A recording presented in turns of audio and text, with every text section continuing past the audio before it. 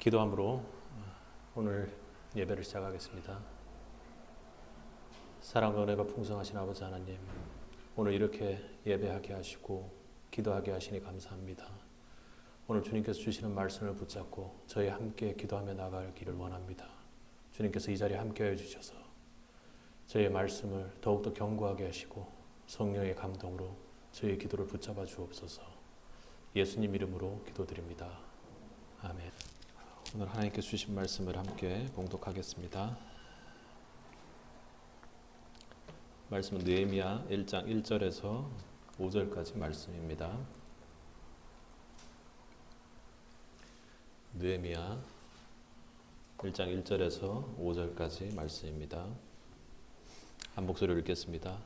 하가라야의 아들 느헤미야의 말이라. 아닥사스다 왕 제20년 기스르월에 내가 수상공에 있었더니 나의 형제 중 하나니가 두어 사람과 함께 유다에 이르렀기로 내가 그 사로잡힘을 면하고 남아있는 유다 사람과 예루살렘 형편을 물은즉 저희가 내게 이르되 사로잡힘을 면하고 남은 자가 그 도에 큰 환난을 만나고 능욕을 받으며 예루살렘 성은 회파되고 성문들은 쏟아되었다 하는지라. 내가 이 말을 듣고 앉아서 울고 수일 동안 슬퍼하며 하늘의 하나님 앞에서 금식하며 기도하여 가로되 하늘의 하나님 여호와 크고 두려우신 하나님이여 주를 사랑하고 주의 계명을 지키는 자에게 언약을 지키시며 긍휼을 베푸시는 주여 간구하나이다. 아멘.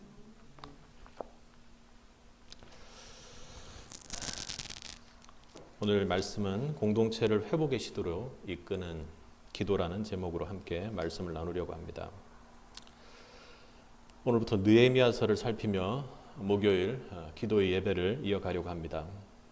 느헤미야서의 주제는 바로 공동체의 회복입니다. 무너진 예루살렘 성벽을 재건하는 내용이지만 하나님은 느헤미야라는 리더를 통해 이스라엘 공동체의 무너진 영성을 회복하는 것까지를 말씀을 통해 요구하며 이루어 나가십니다. 코로나 팬데믹으로 기독교의 영적 공동체, 교회, 선교회 그리고 크리스찬 소모임과 그 단체는 전례 없는 영적 침체와 좌절을 경험하고 있는 상태에 빠져 있습니다. 이 시대 저희에게 느헤미야를 읽어 나가게 하시는 데는 하나님의 중요한 섭리와 메시지가 있을 것입니다. 먼저 오늘은 이스라엘 공동체의 회복을 이끄는 느헤미야의 기도는 어떤 모습인지를 살펴보려고 합니다. 앞으로 느헤미야서를 말씀을 통해 우리가 접해 나갈 때 말씀을 전하는 저와 듣는 여러분 모두에게 하나님을 향한 사랑의 열정과 그 영성이 뜨겁게 회복되는 은혜가 있기를 소망합니다. 느헤미야 그 공동체의 회복을 이끌었던 느헤미야의 기도는 어떤 기도였습니까? 먼저 큰 첫 번째로 느헤미야의 기도는 공동체의 좌절을 진정으로 공감하는 기도였습니다. 느헤미야는 조국과 민족에 대해 진정으로 큰 관심을 가지고 있었던 리더였습니다. 1절을 보면 느헤미야는 페르시아 아닥사드사 왕의 수상궁 별장에서 술 맡은 관원장의 일을 맡고 있는 이국 땅에서 왕의 신임을 가장 많이 받는 최고의 지도자로 어찌 보면 출세했던 인물입니다. 모든 것에 부족함이 없는 인물이었죠. 그럼에도 그런 그의 마음속에는 여전히 예루살렘을 향한 그리움과 깊은 관심이 있었고 그리고 영적 공동체 이스라엘에 대한 간절한 마음이 있었습니다. 우리 2절을 함께 읽어보겠습니다.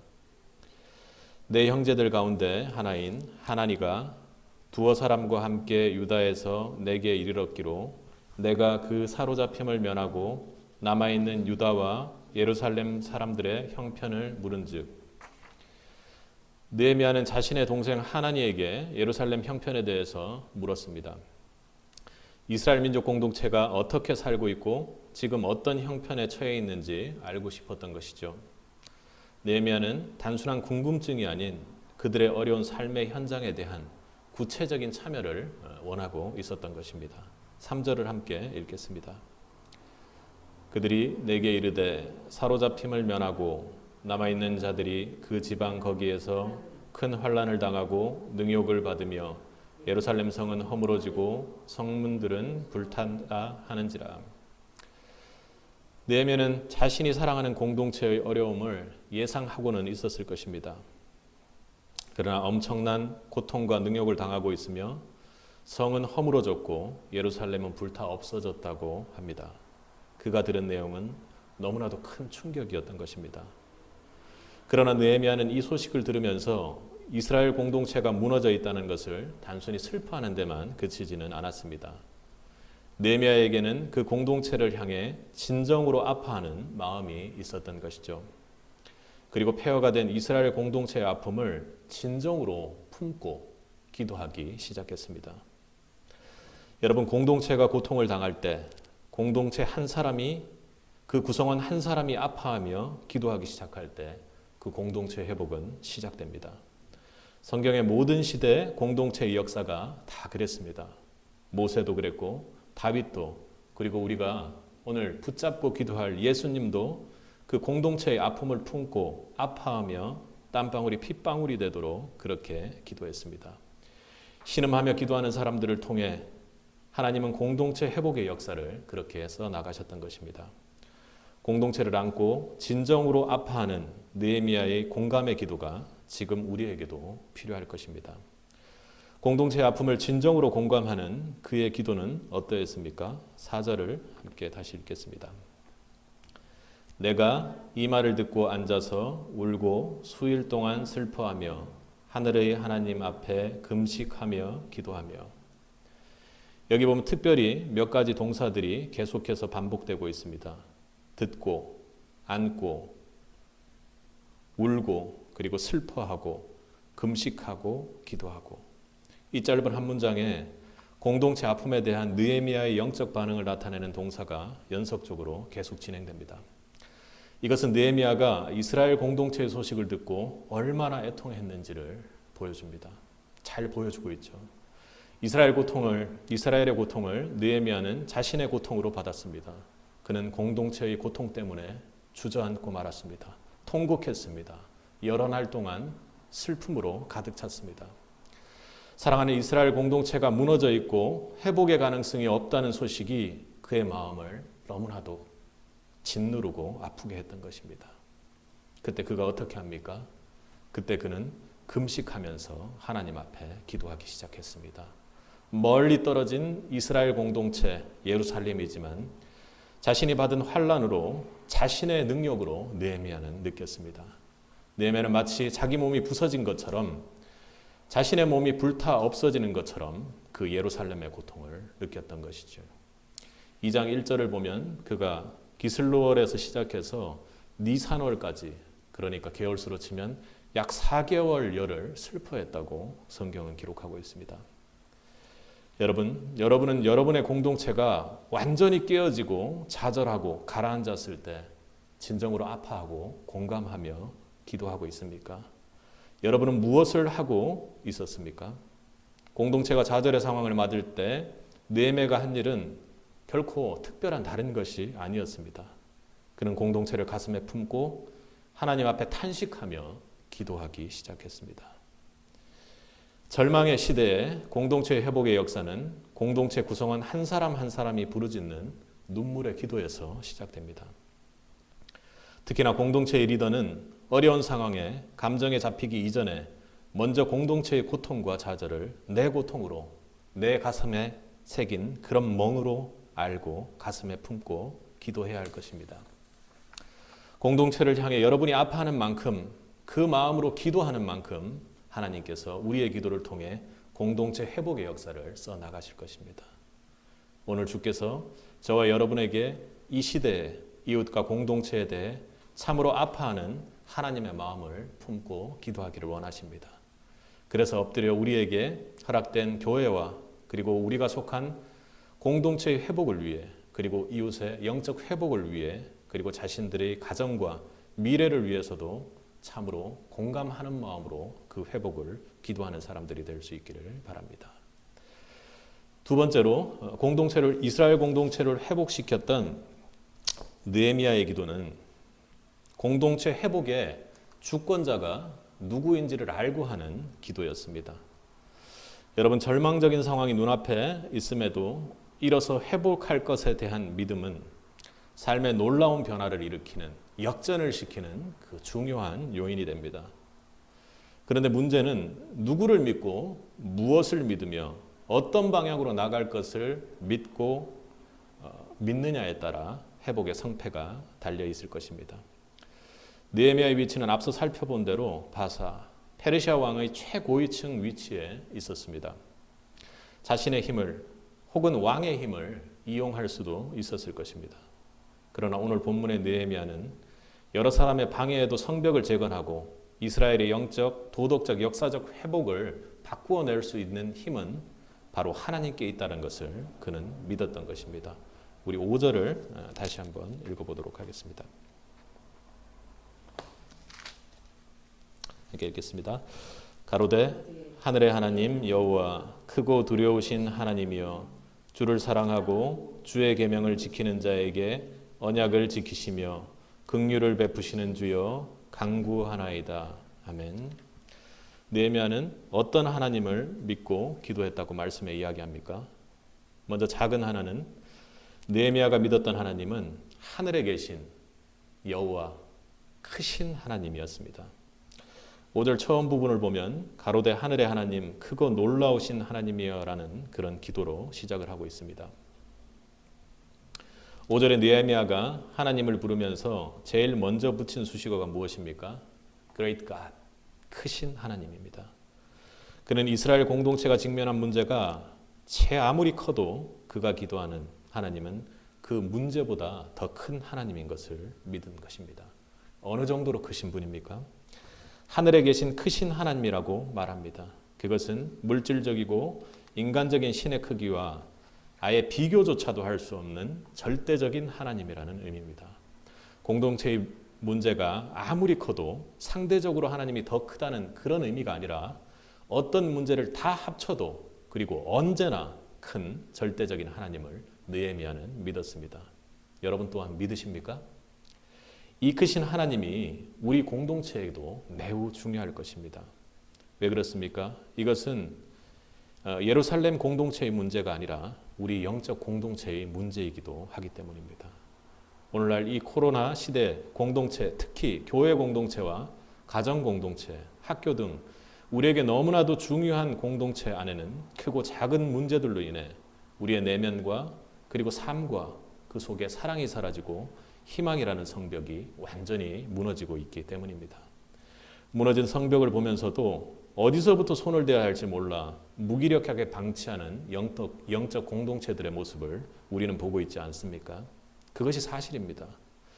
그냥 나중에 저 정도면 일단은 나중에 하자라고 밀어놓는 그 무기력함이 이제 일상이 되었죠. 특히나 우리가 속한 공동체를 돌아보십시오. 그 모습이 별반 다르지 않을 것입니다. 그러기에 지금은 그 무너진 성벽이 얼마나 황폐하냐, 얼마나 처참하냐, 대체 그것이 누구의 탓이냐 하는 문제가 아니라 바로 언제나 크신 그 하나님을 믿고 바라보고 믿는 그 느헤미야의 믿음이 우리에게 절실히 필요할 때입니다. 정신의학자 존 화이트는 느헤미야는 하나님의 캔과 위를 믿었다고 평가합니다. 즉 느헤미야가 믿은 하나님은 하나님의 자녀가 좌절과 절망을 회복하기 하는 믿음의 기도를 무엇이든지 들어줄 수 있는 전능하신 분이고 그분이 다른 생각을 하는 것이 아니라 그 기도를 반드시 들어주실 분이라는 것입니다. 문제가 커서 영적 공동체가 좌절하는 것이 아닙니다. 문제 앞에서 문제보다 크신 하나님을 신뢰하지 못하고 작은 하나님을 만드는 우리의 불신앙이 공동체를 다시 일어나지 못하게 만듭니다. 오늘 기도 속 나와 공동체의 절망적인 문제가 무엇이든 그 크기가 어떠하냐는 전혀 중요하지가 않습니다. 느헤미야의 그 기도를 들어주신 그분이 문제보다 언제나 크신 분이고 여러분의 기도를 들어주신다는 것입니다. 그분은 여러분의 기도를 기다리셨다가 아주 세밀하게 들으십니다. 그리고 어김없이 그의 크신 능력으로 여러분의 공동체의 문제를 압도하며 응답을 해주시죠. 이 느헤미야에게 역사하신 이 크신 하나님이 오늘 여러분의 기도를 들을 준비를 하고 기다리고 계시는 것입니다. 느헤미야가 믿은 크신 하나님은 오늘 여러분에게도 우리가 기도하는 공동체와 구성원의 무너진 삶의 성벽들을 다시 회복하는 귀한 역사가 시작될 것입니다. 두 번째로 느헤미야가 주권자라고 믿었던, 회복의 주권자라고 믿었던 하나님은 어떤 하나님이었습니까? 바로 약속을 지키는 언약의 하나님을 그는 믿고 회복을 기도했습니다. 여러분 존 버년이 쓴 철로 역정을 잘 아시죠? 거기에 보면 그리스도인과 희망이라는 두 사람이 길을 가다가 절망이라는 거인에게 잡히는 그런 장면이 나옵니다. 거인이 두 사람을 잡아다가 의심의 성 다우팅 캐슬의 깊은 지하실에 가두어 버리죠. 빠져나갈 길이 없는 불가능한 막막한 현실입니다. 우리가 맨홀에 빠졌다고 한번 생각해 보십시오. 의심의 성이라는 맨홀 요즘 어떤지 여러분 잘 보고 계시죠? 그때 그리스도인이 가슴 속에서 무언가를 찾아냅니다. 그것이 무엇이었을까요? 그곳을 빠져나갈 바로 약속이라는 키였습니다. 그 열쇠로 단단히 절대로 열 수 없을 것 같은 문을 열어보니 그 문이 열렸습니다. 그가 의심의 성을 통과할 때마다 이 열쇠는 나아갈 길을 만들어 주었고 결국 성을 빠져나갈 수 있도록 만들어 주었습니다. 희망을 붙잡았던 의심의 성 속에 희망을 붙잡고 늘어졌던 의심의 성 속의 절망이라는 거인은 그만 분노로 발작하며 죽었다고 합니다. 5절 본문의 느헤미야는 뭐라고 얘기를 합니까? 주를 사랑하고 주의 계명을 지키는 자에게 언약을 지키시는 그런 하나님이라고 고백하고 있습니다. 우리도 사실 지금 공동체 속에 나타난 삶의 환경만 보면 희망이 보이지 않습니다. 약속조차 기억나지 않죠. 그러나 느헤미야는 공동체의 역사적 현실이 아무리 절망 속에 있다 할지라도 그는 이스라엘 공동체에 하나님께서 주신 그 하나님의 약속을 믿었던 것입니다. 성경은 약속의 책이고 성경은 하나님의 약속의 말씀입니다. 믿으시죠? 느헤미야 앞에 보이는 이스라엘 백성이 오늘이 아무리 열악한 현실이어도 이 백성을 축복하시고 그 통로로 사용하겠다는 약속이 지속적으로 언제나 유효한 것으로 그는 믿었던 것입니다. 그래서 그는 약속을 지키시는 하나님께 약속대로 이스라엘 민족을 회복해 주실 것을 간구하는 것입니다. 때를 쓸 수 있을 것입니다. 아버지 하나님의 약속을 지켜달라고 아이처럼 그렇게 때를 쓰는 것입니다. 성도 여러분, 견고하게 닫혀 열릴 가능성이 없는 무너진 절망의 성 앞에서 여러분이 하나님의 자녀된 성도라면 의심이 아닌 하나님께서 여러분에게 주신 하나님의 언약, 약속이라는 열쇠를 꼭 붙잡아야 합니다. 하나님의 언약을 믿고 세상의 거인이 아무리 흔들어도 하나님의 주신 약속의 말씀대로 살아가길 바랍니다. 그 약속의 열쇠를, 그 비전의 열쇠를 절대로 놓치지 마시기 바랍니다. 우리는 잊을지라도 하나님은 그 약속을 절대로 잊지 않으십니다. 하나님의 약속을 믿는 자에게 베풀어 주시는 하나님의 놀라운 축복의 열쇠를 증거하는 은혜를 우리 모두에게 주실 것입니다. 가장 희망이 없는 현실에서 하나님의 약속이 이행될 것을 믿고 담대하게 기도하는 느헤미야의 모습을 우리는 지금도 앞으로도 말씀을 통해 살펴볼 것입니다. 여러분이 믿는 하나님은 어떤 하나님이십니까? 여러분 각자에게 주신 약속의 말씀을 붙잡고 한번 외쳐보십시오. 주님, 나는 주님께서 내게 주시는 이 언약을 지키시는 분임을, 하나님이 그런 분임을 믿습니다. 아멘이십니까? 그러면 그 약속의 말씀에 대한 믿음이 그 약속의 문을 활짝 열어줄 것입니다. 세 번째로 느헤미야는 회복을 위해 긍휼의 하나님을 붙잡고 기도했습니다. 우리의 삶이 앞이 보이지 않는 바닥으로 떨어질 때, 특히 하나님의 뜻을 따르지 못한 자신의 연약함에서 이러한 문제들이 지속적으로 반복적으로 우리의 삶을 누를 때가 있습니다. 반복적으로 죄를 지을 때가 특히나 그렇죠. 그럴 때면 성도된 우리의 마음속에 사단은 계속 질문할 것입니다. 너같이 형편없는 사람에게 하나님이 관심이나 주겠어? 너희 공동체는 말이지 하나님이 떠나도 벌써 떠났지 하고 공동체와 구성원들을 더욱 나락으로 빠뜨립니다. 성령의 공동체가 분열케 하고 포기하게 만들죠. 느헤미야도 폐허가 된 예루살렘의 이야기를 들었을 때, 그리고 제약된 이스라엘의 공동체가 하나님의 진노를 피할 길이 없다고, 회복이 불가능하다고 포기할 수도 있었습니다. 그러나 느헤미야는 이스라엘의 황폐함과 제약을 보고 포기한 것이 아니라 하나님을 바라보고 하나님을 믿었습니다. 그는 어떤 하나님을 믿었습니까? 5절 마지막에 어떤 하나님께 간구를 합니까? 긍휼을 베푸시는 주, 그 하나님께 간구합니다. 우리의 제약 그리고 폐악, 그럼에도 불구하고 우리에게 긍휼을 주시는 하나님, 그 하나님을 믿었던 것입니다. 여러분, 긍휼이 무엇입니까? 긍휼이란 약자들이나 약점을 지닌 사람들에 대한 불쌍히 여기시는 하나님의 사랑입니다. 중요한 것은 우리의 연약함이 계속 지속될지라도 지속적으로 그 사랑을 주신다는 것이죠. 느헤미야는 바로 이 하나님께 호소하는 것입니다. 즉 자신과 자신의 민족이 당하는 괴로운 문제 때문에 구경만 하고 계시거나 이스라엘 공동체의 죄악 가운데 이스라엘을 버리시는 하나님이 아니라 그럼에도 불구하고 오히려 함께 아파하시고 동참하시며 변함없이 우리를 만지시고 사랑하시는 그 긍휼의 하나님을 믿었습니다. 그래서 그는 하나님께 간구합니다. 용서가 불가능하지만 그 불가능한 일을 뻔뻔하게 요청합니다. 하나님, 이 패악한 백성의 그 성을 회복할 수 있는 기회를 단 한 번만 주십시오. 주님은 연약한 저희를, 그리고 연약하여 주님 앞에 회개하는 저희를 긍휼히 여기시는 분입니다. 영적으로 패악하고 실패한 이 시대 영적 공동체, 특히 교회가 포기할 것이 아니라 느헤미야의 믿음대로 바로 이 긍휼의 하나님을 바라보아야 할 것입니다. 예레미야가 3장 19절 이하에서는 이 긍휼의 하나님에 대해 이렇게 말합니다. 내 고초와 재난, 곧 쑥과 담즙을 기억하소서. 내 심령이 그것을 기억하고 낙심되오나 중심에 회상한즉 오히려 소망이 있어옴은 여호와의 자비와 긍휼이 무궁하심으로 우리가 진멸되지 아니함이니이다. 이것이 아침마다 새로우니 주의 성실이 크도소이다. 내 심령에 이르기를 여호와는 나의 기업이시니 그러므로 내가 저를 바라리라 하도다. 주님의 사랑이신 여러분, 여러분의 삶이 이미 무너져 절망의 잡초덩이만 무성하게 있는 상황입니까?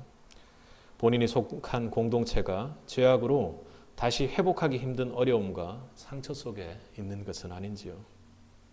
그래서 모든 것을 아닌 것 같지만 영적으로 다 포기하고 계신 것은 아닙니까? 만약 오늘 여러분 모습이 그렇다면 여러분과 여러분의 공동체는 절대로 회복할 가능성이 없습니다. 그러나 그럼에도 불구하고 좌절해 있고 포기하고 있는 우리를 향해 우리의 하나님은 우리의 연약함을 끝까지 포기치 않으시고 십자가를 지신 사랑과 긍휼의 하나님이심을 바라볼 수 있기를 바랍니다. 그 긍휼의 주님을 다시 한번 바라보십시오. 연약해서 똑같은 실수로 10번을 100번을 넘어져도 사랑으로 그보다 한 번 더 한 번 더 하며 바라보시는 그 긍휼의 주님을 바라보고 오늘 기도할 수 있기를 바랍니다.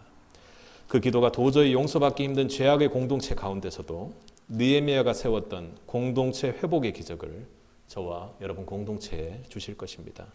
성도 여러분, 이스라엘 회복은 느헤미야가 속한 그 공동체가 당면한 문제를 가슴에 품고 하나님 앞에 나와 기도하는 순간부터 시작되었습니다.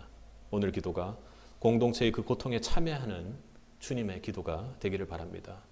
그 간절함은 기도로 참여할 때 성령 하나님께서 오늘 여러분에게 부어주실 것입니다. 그 간절한 기도는 전능하신 하나님께서 우리에게 주신 그 약속을 믿고 소망하며 기도할 때 진정한 회복의 역사를 주실 것입니다. 우리가 저지른 죄악들이 너무나 큽니다.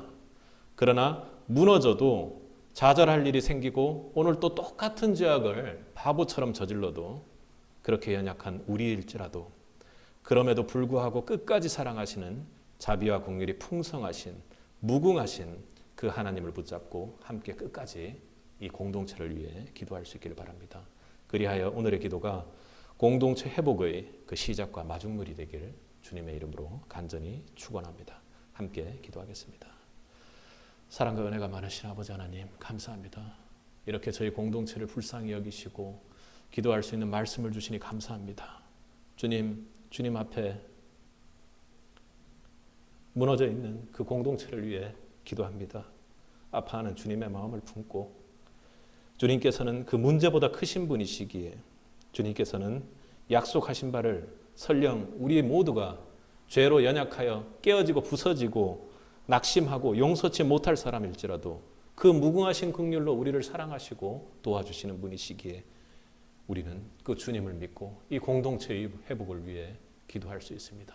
사랑의 주님 저희에게 베풀어 주신 그 은혜에 감사드리며 정말로 패악된 저희지만 오늘 이 자리 말씀을 붙잡고 저희가 주님 앞에 나와 정말 전심으로 간절히 주님 앞에 이 공동체의 아픔을 품고 기도하는 자들이 되기를 결단합니다. 성령 하나님 저희의 기도를 붙잡아 주셔서 저희의 기도가 응답될 수 있는 역사를 이 공동체 회복의 역사를 써갈 수 있기를 주님 저희에게 은혜 베풀어 주시옵소서. 저희가 주여 한번 부르짖고 함께 기도해 나가겠습니다. 주여 아버지 저희 주님 앞에 기도하며 나가기를 원합니다. 주님 앞에 정말 애통한 마음을 품고 간절한 마음으로 기도하기를 원합니다. 주님 저희의 기도를 붙잡아 주옵소서. 주님 저희가 패악한 죄인임을 고백합니다. 성벽이 무너져 있는 이스라엘의 모습이 저희 공동체의 모습임을 고백합니다. 주님 아파하시고 주님께서 기도하며 나아갈 수 있기를 원합니다. 주님 도와주옵소서. 주님 아파하며 나아갈 때 주님께서 함께하여 주시리라고 저희가 믿고 나갑니다. 주님 도와주옵소서. 주님 기도 가운데 주님께서 함께하여 주시는 아버지 주님 저희가 갈 수 있기를 원합니다. 주님 아버지 앞에 나아갈 수 있도록 도와주옵소서. 주님 저희의 기도가 끝이 아니기를 원합니다. 저희의 기도가 회복의 시작이기를 원합니다. 아버지 주여 이 문제보다 크신 하나님을 붙잡습니다. 아버지 주여 그 문제보다 크신 하나님 절대적으로 크신 하나님 언제나 크신 그 하나님 붙잡습니다. 하나님 아버지 하나님 저희를 붙잡아 주옵소서. 긍휼이 넘치시고 풍성하신 하나님이시여 저희가 죄악되었을지라도 회개하며 나갈 때 주님께서 약속하신 그 언약의 백성들 가운데 주님께서 약속하신 말씀을 반드시 이루실 줄 믿습니다. 주님 도와주옵소서. 저희 공동체의 고통이 저희의 고통이 되기를 원합니다. 주님 저희의 기도를 붙잡아 주옵소서. 패악한 무리들이 앞서 나와 회개할 수 있도록 도와주옵소서. 내가 먼저 눈물로 기도하며 회개할 수 있기를 원합니다. 주님 도와주옵소서. 주님 저희의 기도가 되기를 원합니다. 아버지 주여 말씀 붙잡고 기도하며 나가기를 원합니다. 아버지 주여 공동체의 회복을 기도하기를 원합니다. 아버지 주여 도와주옵소서. 아버지 주님 도와주시기를 원합니다. 주님 저희의 기도 붙잡아 주옵소서. 저희의 기도가 함께하기를 원합니다. 주님 도와주옵소서. 아버지 주여 도와주시기